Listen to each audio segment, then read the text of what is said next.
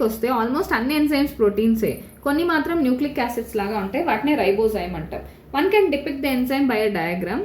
So enzyme like any protein has primary structure, that is amino acid sequence of protein. An enzyme like any protein has secondary and tertiary structure. When you look at the tertiary structure, you will notice the backbone of protein fold chain. ఈ protein fold chain upon itself ఇలా criss క్రాస్గా itself వాటికి అవే అలా fold అయిపోయి చాలా సర్విక్సెస్ పాకెట్స్ని ఫామ్ చేస్తుంది. One such pocket active site.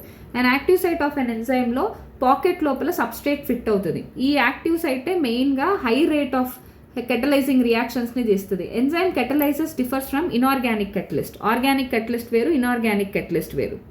So organic catalyst, inorganic catalyst. యూజువల్గా ఇన్ఆర్గానిక్ కెటలిస్ట్లో బెనిఫిట్ ఏంటంటే హయ్యర్ టెంపరేచర్స్లో వర్క్ చేస్తాయి.